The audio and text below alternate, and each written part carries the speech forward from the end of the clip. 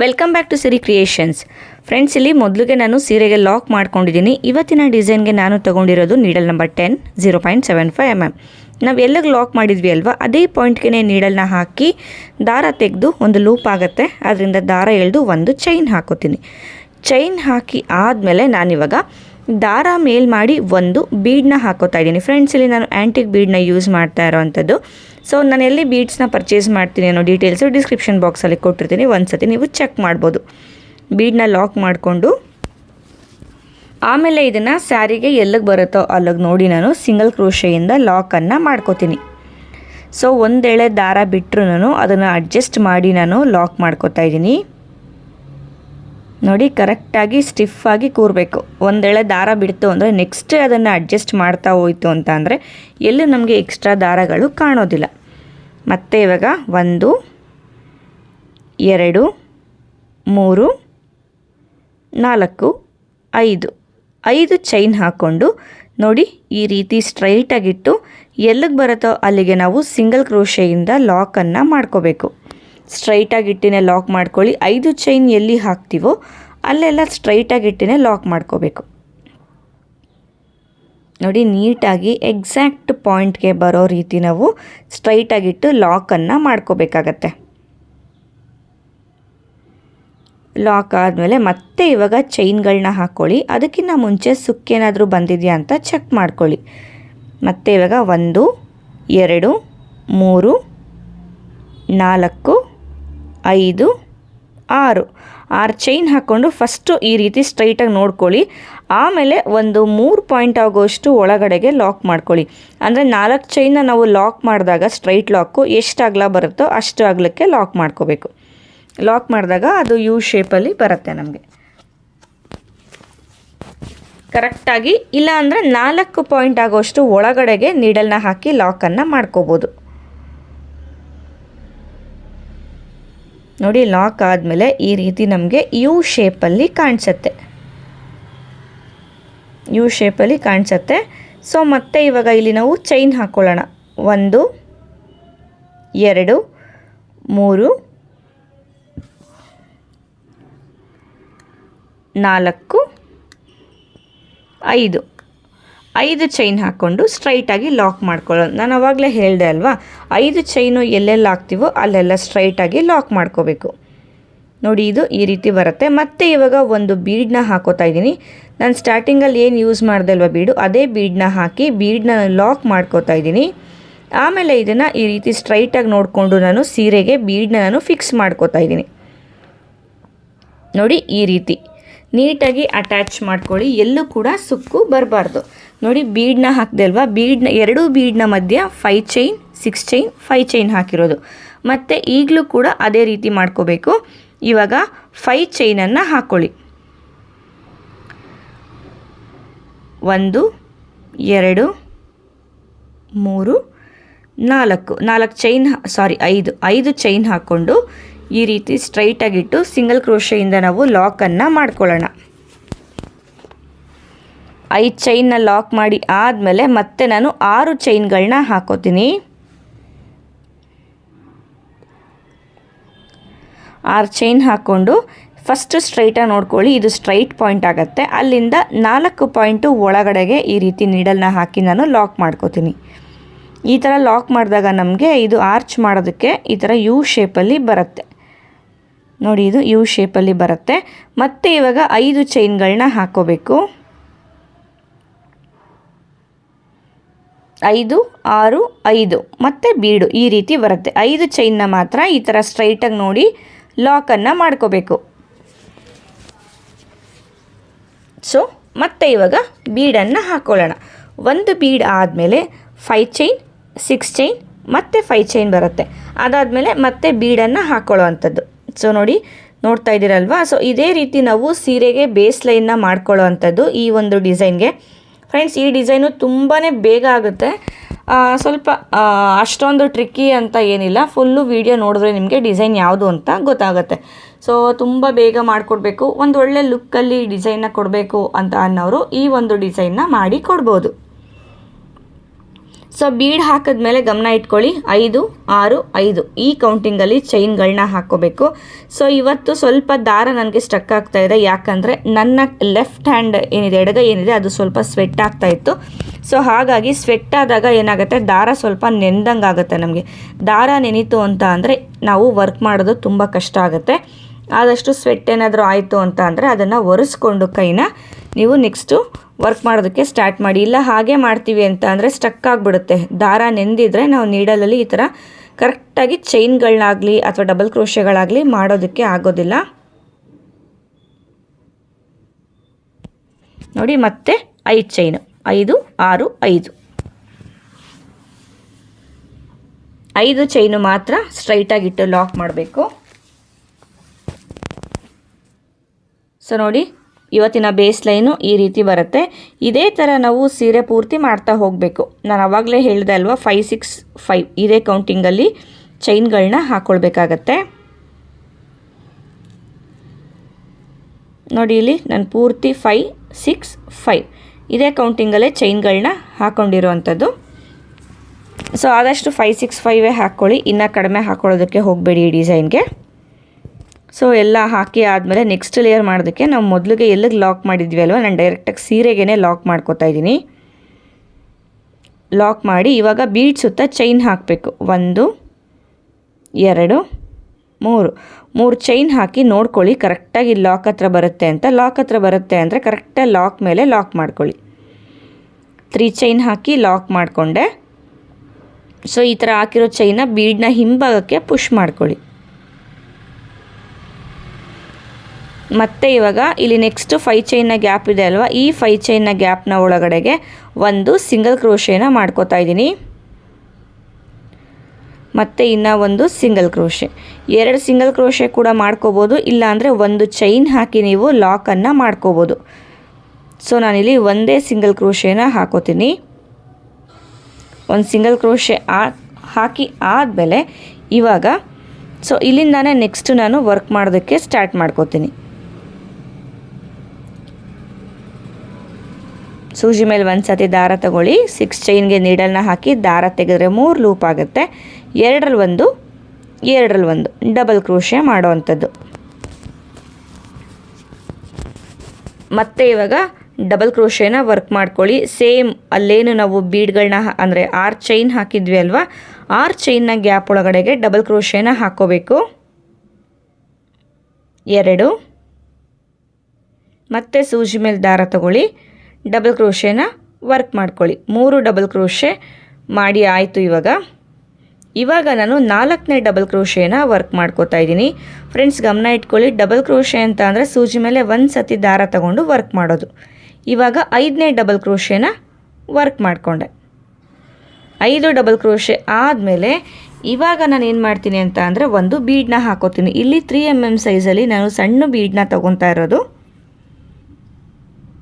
ನೋಡಿ, ಈ ರೀತಿ ಬೀಡನ್ನ ಹಾಕ್ಕೊಂಡು ಬೀಡನ್ನ ಲಾಕ್ ಮಾಡೋದು ಬೇಡ. ನಾವು ಡೈರೆಕ್ಟಾಗಿ ಸೂಜಿ ಮೇಲೆ ದಾರ ತಗೊಂಡು ಈ ಒಂದು ಅರ್ಧ ಭಾಗ ಏನಿತ್ತಲ್ವ ಅಲ್ಲಿಗೂ ಕೂಡ 5 ಡಬಲ್ ಕ್ರೋಶೆನ ವರ್ಕ್ ಮಾಡ್ಕೋಬೇಕು. ಸೊ ಇಲ್ಲಿ 6 ಚೈನ್ ಗ್ಯಾಪ್ ಒಳಗಡೆಗೆ 10 ಡಬಲ್ ಕ್ರೋಶೆ ಬರುತ್ತೆ. ಸೊ 5 ಚೈನ್ ಆದಮೇಲೆ 5 ಡಬಲ್ ಕ್ರೋಶೆ ಆದಮೇಲೆ ಒಂದು ಬೀಡ್ ಹಾಕಿ ಮತ್ತೆ 5 ಡಬಲ್ ಕ್ರೋಶೆನ ವರ್ಕ್ ಮಾಡ್ಕೊಳ್ಳೋ ಅಂಥದ್ದು.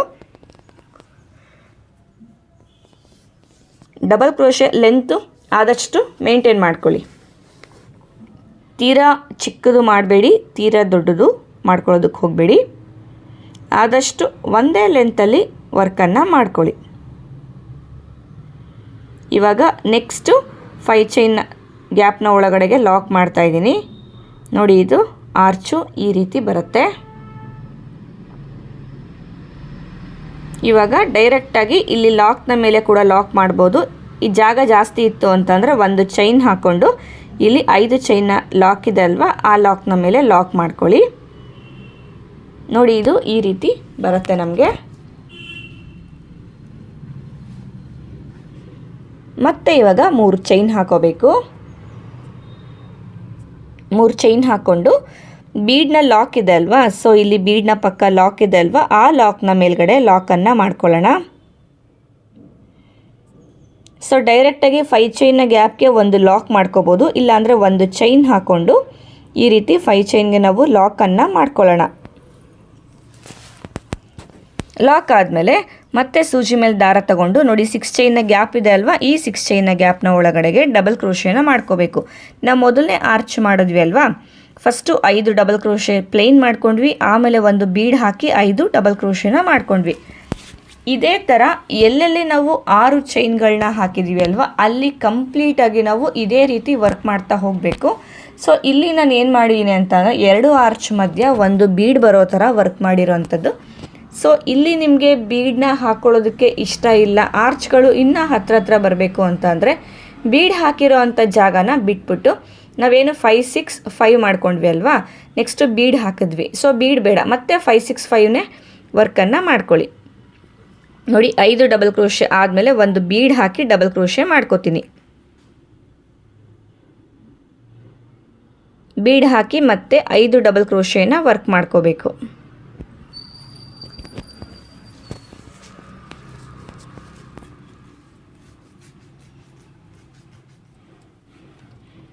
ನಾನು ಆವಾಗಲೇ ಹೇಳ್ದಂಗೆ ಡಬಲ್ ಕ್ರೋಶೆ ಲೆಂತು ಕರೆಕ್ಟಾಗಿ ಮೇಂಟೈನ್ ಮಾಡ್ಕೊಳ್ಳಿ. In case double crochet length ನಿಮಗೆ ಕರೆಕ್ಟಾಗಿ ಮೇಂಟೈನ್ ಆಗಲಿಲ್ಲ ಅಂತ ಅಂದರೆ ಡಿಸೈನು ಲೂಸಾಗಿ ಬರುತ್ತೆ, ಅಷ್ಟು ನೀಟಾಗಿ ನಿಮಗೆ ಫಿನಿಶಿಂಗ್ ಕಾಣಿಸೋದಿಲ್ಲ.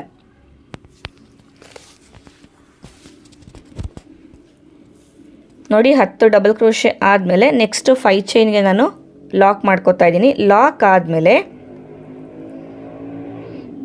ನೋಡಿ ಇಲ್ಲಿ ಒಂದು ಚೈನ್ ಹಾಕಿ ನಾನು ಆರ್ಚ್ ಸ್ಟಾರ್ಟ್ ಮಾಡಿದೆ ಅಲ್ವಾ, ಸೊ ಎಂಡಿಂಗಲ್ಲೂ ಅಷ್ಟೇ ಒಂದು ಚೈನ್ ಹಾಕಿ ಆರ್ಚನ್ನು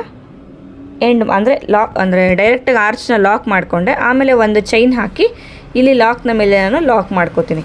ಜಾಸ್ತಿ ನಮಗೆ ಜಾಗ ಇತ್ತು ಅಂತ ಅಂದರೆ ಒಂದು ಚೈನ್ ಹಾಕಿ ಲಾಕ್ ಮಾಡ್ಕೊಳ್ಳಿ, ಅದರ್ವೈಸ್ ಒಂದೇ ಒಂದು ಸಿಂಗಲ್ ಕ್ರೋಶೆ ಸಾಕು ನಮಗೆ. ಸೊ ಇದೇ ಥರ ಸೀರೆ ಪೂರ್ತಿ ನಾವು ವರ್ಕ್ ಮಾಡ್ತಾ ಹೋಗೋಣ. ಆದಷ್ಟು ಸುಕ್ಕು ಬರಬಾರ್ದು, ಆ ರೀತಿ ನೀಟಾಗಿ ಬೇಸ್ ಲೈನ್ನ ವರ್ಕ್ ಮಾಡ್ಕೊಳ್ಳಿ. ಸೊ ನೋಡಿ ಕಂಪ್ಲೀಟ್ ಆಯಿತು, ಎಲ್ಲ ಇದೇ ರೀತಿ ಆರ್ಚ್ಗಳನ್ನ ಮಾಡಿ ಆಗಿದೆ. ಬನ್ನಿ ಇವಾಗ ನೆಕ್ಸ್ಟ್ ಲೇಯರ್ ಮಾಡೋದು ಹೇಗೆ ಅಂತ ನೋಡ್ಕೊಳ್ಳೋಣ. ಫ್ರೆಂಡ್ಸ್, ಇಲ್ಲಿ ನೆಕ್ಸ್ಟ್ ಲೇಯರ್ ಮಾಡೋದಕ್ಕೆ ನಾನು ಬೇರೆ ಕಲರ್ ದಾರನ ತಗೊಂಡಿದ್ದೀನಿ. ನೋಡಿ ಇಲ್ಲಿ ಫಸ್ಟು ನಾವು ಎಲ್ಲಿಗೆ ಲಾಕ್ ಮಾಡಿದ್ವಲ್ಲ ಅಲ್ಲಿಗೆ ಬೇಡ, ನೆಕ್ಸ್ಟ್ ಲೇಯರ್ ಸ್ಟಾರ್ಟ್ ಮಾಡಿದ್ವಿ ಅಲ್ವಾ, 3 ಚೈನ್ ಹಾಕಿದ್ವಲ್ವ. ಸೊ ಆ 3 ಚೈನಲ್ಲಿ ಮೊದಲನೇ ಚೈನ್ಗೆ ನಾನು ಲಾಕ್ ಮಾಡ್ಕೋತಾ ಇದ್ದೀನಿ. ನೋಡಿ ಇಲ್ಲಿಗೆ ಬೇಡ, ನೋಡಿ ಇಲ್ಲಿ ಮೇಲೆ 3 ಚೈನ್ದು ಫಸ್ಟ್ ಚೈನ್ ಕಾಣಿಸ್ತಾ ಇದೆಯಲ್ಲ, ಇಲ್ಲಿಗೆ ನಾವು ಲಾಕನ್ನು ಮಾಡ್ಕೊಳ್ಳೋಣ. ಲಾಕ್ ಆದಮೇಲೆ ಬೀಡ್ನ ಸುತ್ತ ನಾವೇನು 3 ಚೈನ್ ಹಾಕಿದ್ವಿ ಅಲ್ವಾ, ಅಲ್ಲಿಗೆ ನಾವು ಸಿಂಗಲ್ ಕ್ರೋಶೆಗಳನ್ನ ವರ್ಕ್ ಮಾಡ್ಕೋಬೇಕು. ಸಿಂಗಲ್ ಕ್ರೋಶೆ ಅಂತ ಅಂದರೆ ಗೊತ್ತಲ್ವಾ, ಲಾಕ್ ಸ್ಟಿಚ್ಗಳನ್ನ ಮಾಡ್ಕೋಬೇಕು. 3 ಚೈನ್ನ ಗ್ಯಾಪ್ಗೆ 3 ಸಿಂಗಲ್ ಕ್ರೋಶೆ, 3 ಸಿಂಗಲ್ ಕ್ರೋಶೆ ಆದಮೇಲೆ ಮತ್ತೆ ಇಲ್ಲಿ ಒಂದು ಚೈನ್ ಗ್ಯಾಪ್ ಇತ್ತಲ್ವ, ಆ ಒಂದು ಚೈನ್ನ ಗ್ಯಾಪ್ಗೆ ನಾವು ಒಂದು ಸಿಂಗಲ್ ಕ್ರೋಶೆಯನ್ನು ಮಾಡ್ಕೊಳ್ಳೋಣ. ಒಂದು ಸಿಂಗಲ್ ಕ್ರೋಶೆ ಮಾಡಿ ಆದಮೇಲೆ ಇವಾಗ ಮೊದಲನೇ ಡಬಲ್ ಕ್ರೋಶೆ ಮೇಲೆ ಒಂದು ಸಿಂಗಲ್ ಕ್ರೋಶೆ, ಮೊದಲನೇ ಡಬಲ್ ಕ್ರೋಶೆ ಇದೆಯಲ್ವ ಅದ್ರ ಮೇಲೆ ಒಂದು ಸಿಂಗಲ್ ಕ್ರೋಶೆ, ಮತ್ತೆ 2 ಚೈನ್ ಹಾಕ್ಕೊಳ್ಳಿ. ನೆಕ್ಸ್ಟ್ ಡಬಲ್ ಕ್ರೋಶೆ ಮೇಲೆ ಬರೋ ಚೈನ್ಗೆ ನಾವು ಆ 2 ಚೈನ್ನ ಲಾಕನ್ನು ಮಾಡಬೇಕು. ಮತ್ತೆ 2 ಚೈನು, ನೆಕ್ಸ್ಟ್ ಡಬಲ್ ಕ್ರೋಶೆ ಮೇಲೆ ಬರೋ ಚೈನ್ಗೆ ನಾವು ಆ 2 ಚೈನ್ನ ಲಾಕ್ ಮಾಡ್ಕೋಬೇಕಾಗತ್ತೆ. ಮತ್ತೆ 2 ಚೈನ್ ಹಾಕ್ಕೊಳ್ಳಿ. ನೆಕ್ಸ್ಟು ಡಬಲ್ ಕ್ರೋಶೆ ಮೇಲೆ ಇರೋ ಗ್ಯಾಪ್ಗೆ ನಾವು ಚೈನನ್ನು ಲಾಕ್ ಮಾಡ್ಕೊಳ್ಳೋಣ. ಲಾಕ್ ಆದಮೇಲೆ ಮತ್ತೆ 2 ಚೈನು, ಮತ್ತು ನೆಕ್ಸ್ಟ್ ಡಬಲ್ ಕ್ರೋಶೆ ಮೇಲ್ಗಡೆ ಲಾಕ್. ಸೊ 4 ಸತಿ 2 ಚೈನ್ ಹಾಕಿ ನಾನು ಲಾಕ್ ಮಾಡ್ಕೊಂಡಿದ್ದೀನಿ. ನೋಡಿ ಇದು ಹಾಫ್ ಈ ರೀತಿ ಬರುತ್ತೆ, ಆರ್ಚ್ನ ಹಾಫು. ಇವಾಗ ನಾನು ಚೈನ್ ಹಾಕೋತಾ ಇದ್ದೀನಿ. ಇವಾಗ ನಾನು 4 ಚೈನ್ಗಳನ್ನ ಹಾಕ್ಕೊಂಡು ಬೀಡ್ ಆದಮೇಲೆ ಏನು ಡಬಲ್ ಕ್ರೋಶೆ ಇದೆ ಅಲ್ವಾ, ಆ ಡಬಲ್ ಕ್ರೋಶೆ ಮೇಲೆ ಬರೋ ಅಂಥ ಚೈನ್ಗೆ ನಾನು 4 ಚೈನ್ನ ಲಾಕ್ ಮಾಡ್ಕೋತಾ ಇದ್ದೀನಿ.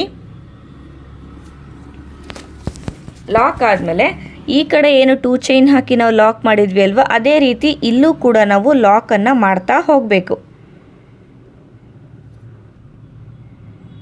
1 2 ಚೈನ್ ಹಾಕ್ಕೊಳ್ಳಿ. ನೆಕ್ಸ್ಟ್ ಡಬಲ್ ಕ್ರೋಶೆ ಮೇಲೆ ಬರೋ ಚೈನ್ಗೆ ನಾವು ಲಾಕ್ ಮಾಡ್ಕೊಳ್ಳೋಣ.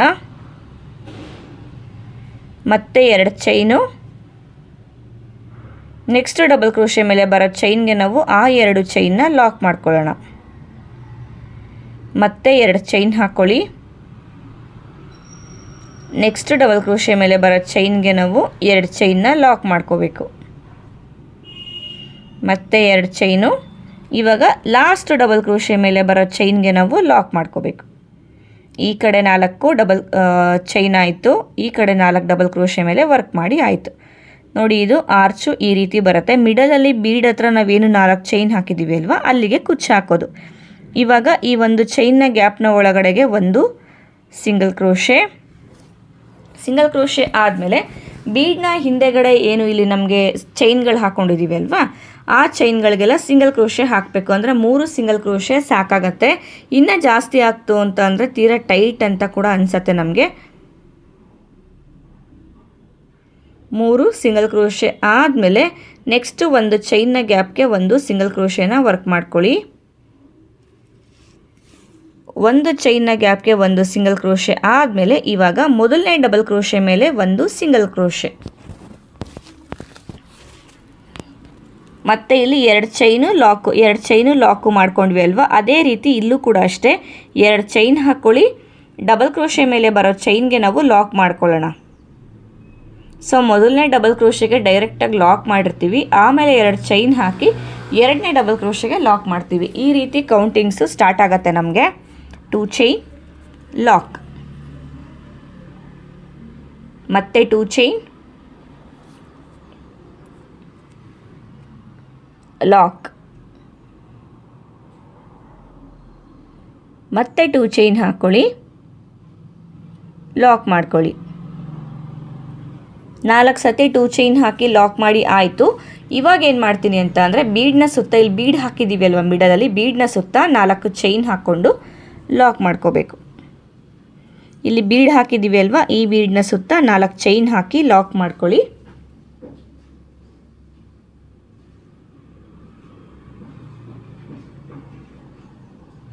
ಬೀಡ್ ಆದಮೇಲೆ ಬರೋ ಡಬಲ್ ಕ್ರೋಶೆ ಮೇಲೆ ಲಾಕನ್ನು ಮಾಡ್ಕೊಳ್ಳಿ. ಲಾಕ್ ಆದಮೇಲೆ ಮತ್ತೆ 2 ಚೈನು ಲಾಕು. ಇದೇ ರೀತಿ ವರ್ಕ್ ಮಾಡ್ಕೋಬೇಕು. ಫುಲ್ ಆರ್ಚ್ ಏನಾಗುತ್ತೆ ಅಂತಂದರೆ ನಾವು 2 ಚೈನು ಲಾಕು ಇದೇ ರೀತಿ ಲಾಕ್ ಮಾಡ್ತಾ ಹೋಗೋದು.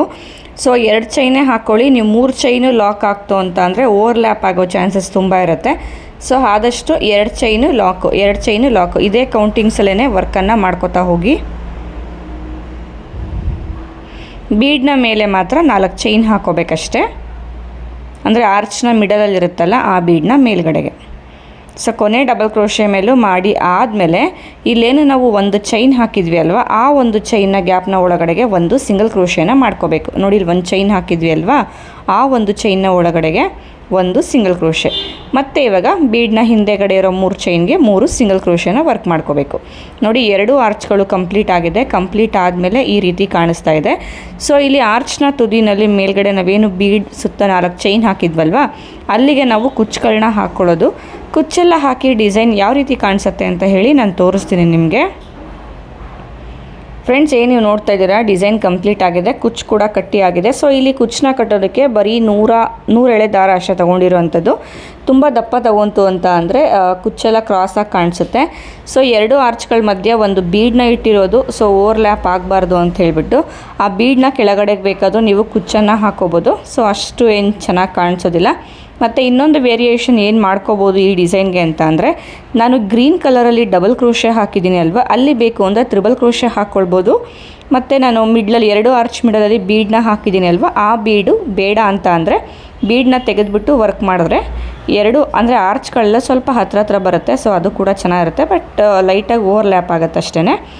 ಈ ಡಿಸೈನ್ಗೆ ನಾವು ಒಂದು 650 700ವರೆಗೂ ಚಾರ್ಜ್ ಮಾಡ್ಬೋದು.